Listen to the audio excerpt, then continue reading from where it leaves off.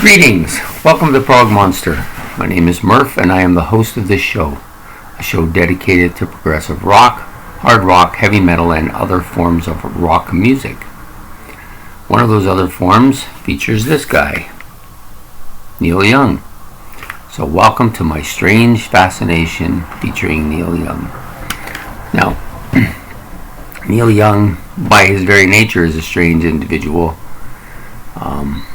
Often politically opinionated, often expressing environmental issues. Very outspoken individual, and not just in his speech, but in his music as well.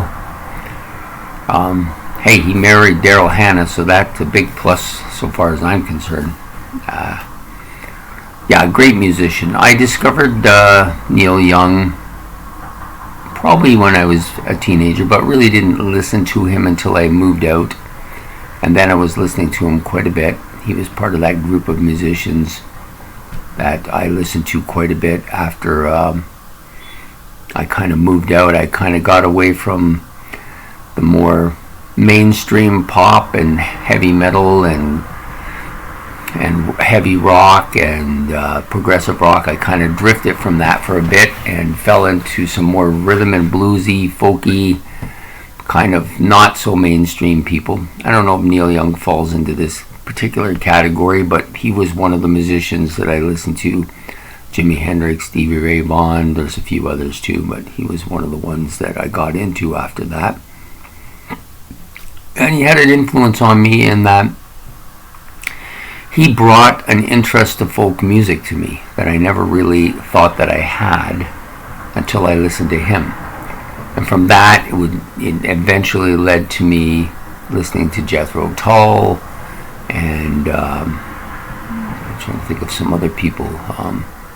Can't think of anybody offhand right now, but he was the main guy that got me listening to folk music. Oh, Paul Simon, another one, But I think Neil Young was the main guy. The thing with Neil Young's music too is that it has this range of acoustic and folky stuff, and then it has this real heavy element, usually when he's with Crazy Horse, and he did like 15 albums with them, so he was with them quite a bit. He would do a lot of really heavy stuff. He did do some heavy stuff on his own without them, but he did a lot more with them. So, and I liked his range. Like, I like his heavy stuff a lot, and I like his acoustic stuff a lot. And his voice, I love his voice. It's unique. There's no mistaking who Neil Young is when he's speaking, or talking or singing. I've seen many things with him in it. Recently I saw a video where he got on stage with Led Zeppelin and they did the Levee Breaks, which was really funny, because he basically took over the stage and he was playing lead, and him and Robert Plant were playing lead, and Jimmy Page was just standing there like Smiley didn't know what to do, right? Because they took over the stage, the two of them. Anyways, I like that about Neil Young. He's not afraid to do what he wants to do, and it made me realize that if you want to do anything or make any kind of an impact or have any kind of an impact, you got to do it. Doesn't matter if you do it great or you do it poorly. And some of his songs he did great. Other songs the guitar was kind of very poor. But he always put himself out there, and I like that about him. He's a bit of an oddball character too, but there's room in this world for mainstream people and oddball characters, and I think Neil Young is a good representative of that. The first album I ever owned by him was Harvest, which many feel is his best album, and I'm not going to dispute that. It's a great album.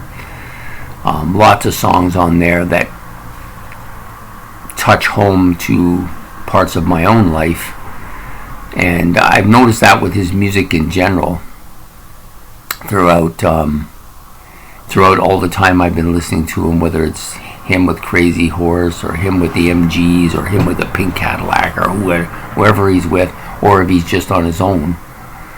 his lyrics are always relative or personal. I find that he touches you personally because the stuff he talks about is stuff that you've dealt with, you know. Very realistic type of person, and well, just some great ability. And you know what, he was very prolific in making albums too. He was always making albums, even when other people got into this late 80s and 90s and started making an album every 4 or 5 years. He was still putting them out yearly. I guess that's why he has 41 studio albums.